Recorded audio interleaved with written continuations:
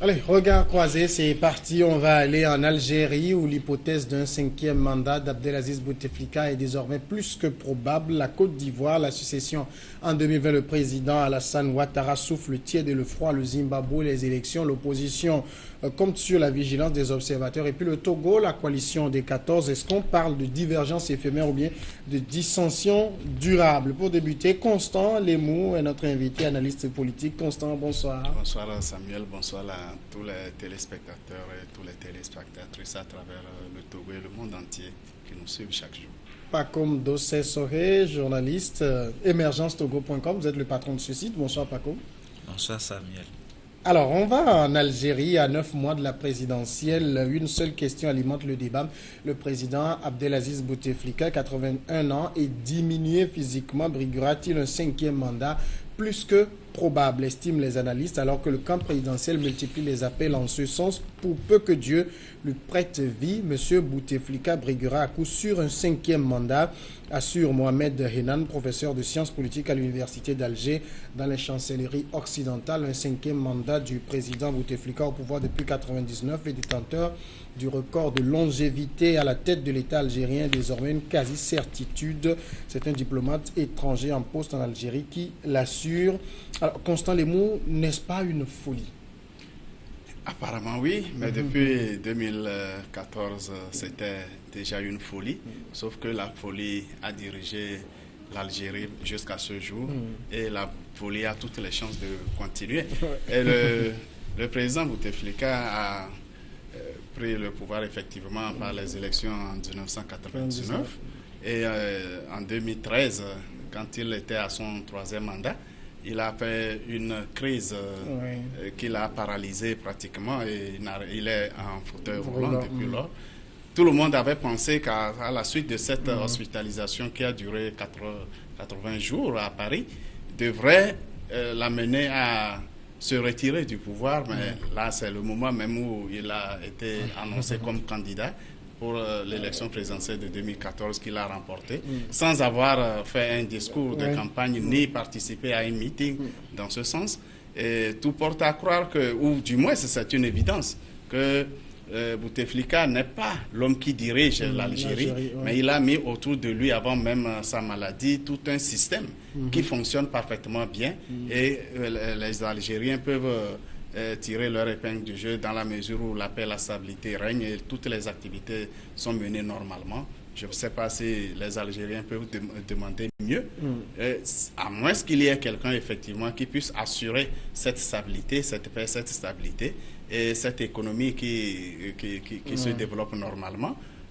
Dans le contexte africain, bien sûr, on pouvait trouver mieux si les Algériens trouvaient une tête meilleure qui réussissent à convaincre les Algériens d'un projet de société beaucoup plus viable que ce que présente le système mis en place par Bouteflika. Est-ce que ce n'est pas comme une corvée qu'on lui impose, un président en fauteuil roulant qui ne parle quasiment plus, dont les mains sont tremblotantes?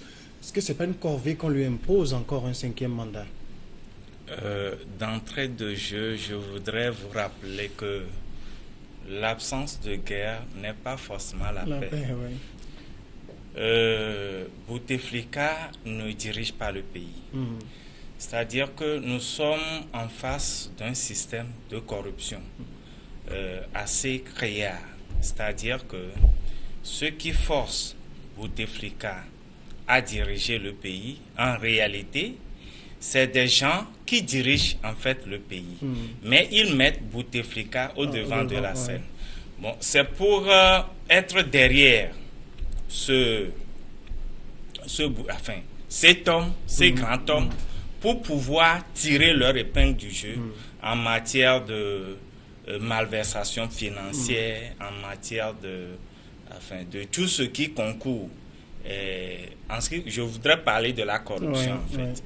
Donc, dire aujourd'hui que Bouteflika dirige le pays, Bouteflika tire son épingle du jeu, je n'en crois pas.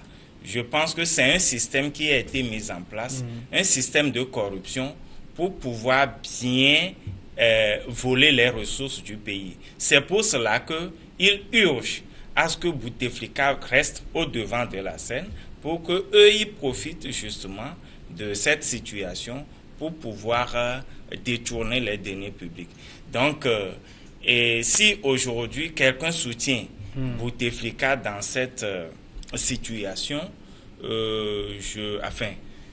nous sommes en démocratie, tout le monde a son mot à dire, mais soutenir quelqu'un qui ne dirige pas le pays, je ne vois pas l'importance à ce soutien. Alors justement, Constant Léon Bouteflika, d'abord, est-ce qu'il gouverne et est-ce qu'il dirige? Je pense qu'on se répète, sauf que nous n'avons pas la même hauteur d'analyse. Je l'ai déjà dit, Bouteflika ne dirige pas l'Algérie. Mais avant sa maladie, il avait mis un système qui fonctionne bien qu'il est devenu paralysé, il ne peut plus diriger lui-même. Voilà. C'est ce système qui gouverne. Ce n'est pas Bouteflika, nous l'avons dit.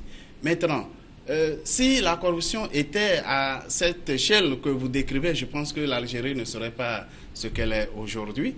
Ce qui est clair, ce n'est pas qu'il n'y a pas des intentions présidentialistes autour de Bouteflika, sauf que les différentes tendances risquent de faire éclater le système qui dirige harmonieusement le pays, et ça risque de rebasculer le pays dans un cycle de violence. Rappelons que Bouteflika est venu mettre fin à un cycle de violence qui a duré des années en Algérie. Et le système qui a été mis en place fonctionne. C'est pourquoi depuis 1999 jusqu'à ce jour, quand même l'Algérie connaît une certaine stabilité et figure parmi les pays qui connaissent une croissance économique en Afrique. Ça, on ne peut pas le nier. Maintenant, si on pense que c'est un système de mafia, je ne sais pas à partir de quelle donne nous pouvons affirmer cela. La mafia, elle existe partout dans le monde à des degrés différents. Mais l'Algérie, je le dis et je le répète, connaît la stabilité depuis le pouvoir de Bouteflika. Et s'il est aujourd'hui le symbole de l'unité qui fait fonctionner le pays, eh bien, tant mieux. Parce que les tendances qui ne s'entendent pas sur une candidature unique autour de lui, ça ne veut pas dire qu'il n'y a pas d'opposition en Algérie. Il y en a. Il y a l'opposition, sauf que toutes les dispositions sont prises plus ou moins pour museler cette opposition qui n'arrive pas à s'exprimer pendant les élections. Alors, au cours de ces élections générales qui vont se présenter, on verra si l'opposition pourra tirer au moins quelques victoires pour pouvoir s'exprimer mieux qu'avant. Alors, ça veut dire que dans le contexte algérien, Abdelaziz Bouteflika, c'est un peu le ciment de l'unité du pays. Alors, tout le monde sait que ceux qui le placent en avant savent que c'est un président impotent, mais on le met devant parce que c'est lui qui, justement, c'est en lui que se retrouvent la plupart des Algériens. Non, on ne peut pas dire que Bouteflika est le ciment de l'union dans ce pays. Vous savez, lorsque on veut parler de l'union, lorsqu'on veut parler de la nation, il faudrait que les gens vivent décemment, les gens vivent de façon, je veux parler de la démocratie et je veux parler de l'état de droit. Lorsque l'opposition est muselée, ça voudrait dire que cette façon de diriger le pays ressemble à la monarchie, et à la monarchie des temps immémoriaux. Donc aujourd'hui, Bouteflika ne dirige pas le pays dans les conditions démocratiques. Bouteflika dirige le pays dans une atmosphère de dictature. Est-ce qu'il dirige d'abord ou c'est le système qu'il a mis en place? Non, de toute façon, même s'il ne dirige pas, du moment où c'est lui qui est au devant de la scène, c'est lui qu'on appelle chef d'État aujourd'hui, eh bien, on peut dire qu'il dirige d'une manière ou d'une autre.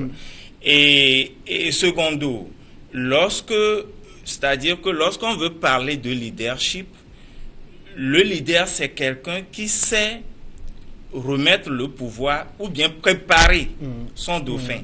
Lorsque, dans un pays, vous dirigez le pays et que vous n'arrivez pas à préparer votre succession et que après vous, c'est le déluge, eh bien, votre leadership est fragile. Et le leadership n'est pas avéré. Le leadership dont on parle, c'est de faire en sorte que même après vous, qu'il y ait quelqu'un qui puisse véritablement diriger le pays.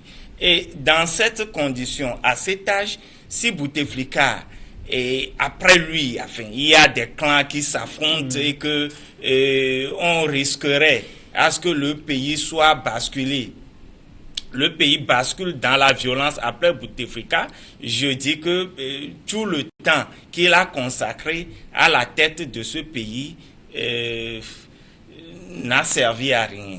Parce que le leadership ce n'est pas cela. En fait. Alors, qu'est-ce que ça créerait si on écarte Bouteflika? Mais Bouteflika en réalité n'existe pas. Puisqu'en réalité il n'exprime pas une volonté dans les décisions qui sont prises à la gouvernance de l'Algérie. Il n'est que l'épouvantail. Vous l'avez dit, c'est un ciment, c'est vrai. Tout son entourage s'est fortement enraciné. C'est vrai.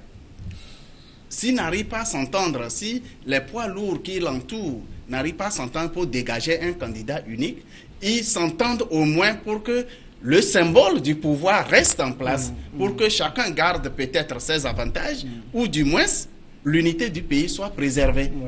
C'est le plus important. Peut-être, on ne sait pas que le pays a frôlé de très peu l'islamisme.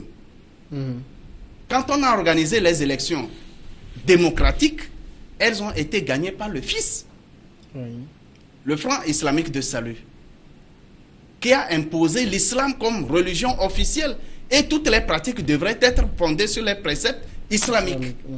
Ce que le monde entier ne pouvait pas admettre.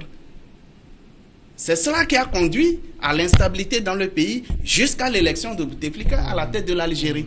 Voilà pourquoi, plus ou moins, le système se justifie et la communauté internationale l'accepte tel quel. C'est cela la réalité algérienne. On ne peut pas passer outre tant qu'on n'a pas trouvé l'homme qui va garantir cette continuité de la stabilité du pays. Mais est-ce que ce n'est pas un échec pour Bouteflika de n'avoir pas préparé une on ne relève? peut pas parler d'échec de Bouteflika dans la mesure où il a perdu lui-même sa personnalité. Il a perdu le sens de la gouvernance. C'est malade, c'est comme il n'existait pas. Moi, je veux dire, bien avant son AVC, c'était en 2013 qu'il a fait l'AVC, mais bien avant cela, il aurait pu se dire, mon âge avance, je dois préparer une succession. Mais quand il faisait son AVC, rien ne pouvait laisser penser qu'il ne finirait pas en beauté son mandat. Rien ne laissait penser qu'il ne préparait pas quelqu'un derrière. Mais qui? Il n'a pas annoncé. Mais quand même, quand il a trouvé un peu de sens, de bon sens, il a désigné quand même son premier ministre et d'autres dirigeants qui l'entouraient pour assurer la continuité de l'État. Au moins, c'est une autre responsabilité. Maintenant, il appartient à son entourage de s'entendre sur une personne qui puisse le succéder. Bouteflika aujourd'hui n'a pas la lucidité nécessaire pour décider de sa succession, puisqu'en réalité, il ne gouverne pas. De toute façon, pas comme si Bouteflika est candidat, ce qui est désormais plus que probable, il va l'emporter. Mais ça, c'est sûr. Dans un pays dirigé par un dictateur, c'est-à-dire que le dictateur ne peut pas organiser les élections et les perdre. Ce n'est pas possible. Est-ce que c'est vraiment une dictature? Il faut quand même savoir que le Front de Libération Nationale, le FLN, c'est un parti ancré en Algérie. Et ça va être difficile pour un parti d'opposition d'être un contrepoids. Non, ce n'est pas ça. C'est-à-dire que vous faites une fausse lecture. Quand on parle de un pays où la dictature sévit, ce n'est pas parce que les institutions sont en place qu'on ne peut pas parler de dictature. Ce n'est pas parce que les élections sont régulières, c'est-à-dire que chaque échéance, les élections ont lieu. Ce n'est pas parce que les élections sont régulières qu'on ne peut pas parler de dictature. La dictature a beaucoup de facettes. C'est vrai, et les institutions démocratiques sont en place, les élections se déroulent à des échéances données, mais en réalité, est-ce que les élections sont démocratiques, libres et transparentes? Je ne crois pas. C'est pour cela que je dis que l'Algérie ne peut pas se hisser au rang des pays démocratiques, si j'ose m'exprimer ainsi. Et en plus de cela, lorsque vous avez un système où il y a beaucoup de clans, il va de soi que le noyau qui essaie de rassembler peut-être les différents clans soit maintenu.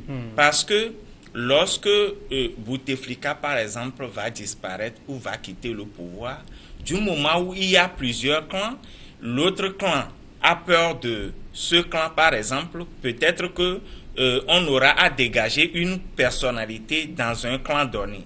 Et donc, lorsqu'il va arriver au pouvoir, il est fort probable qu'il écarte les autres clans. Donc, cette peur-là fait que les autres clans aussi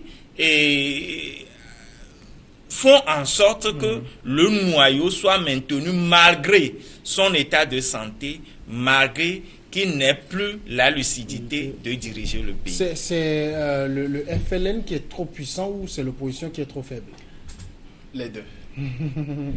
L'opposition a été fortement affaiblie. L'opposition, je l'ai déjà dit, c'est le parti islamique qui est l'opposition en Algérie. Et il vous souvient que les frères Ali, les responsables de FIS, ont été arrêtés, emprisonnés, après même leur victoire aux élections démocratiques. Donc, le FLN qui s'est installé a fait tout pour intégrer dans le système tous les clans de l'Algérie. Si bien que aujourd'hui, vous ne pouvez pas passer dans un coin de l'Algérie et parler mal du FLN. Ce n'est pas possible. C'est un système très dur qui a été mis en place. Aujourd'hui, l'opposition qui est le FIS ne peut pas, aura toutes les peines pour s'exprimer en Algérie. On va marquer la pause et puis peut-être derrière revenir un peu sur le sujet de l'Algérie.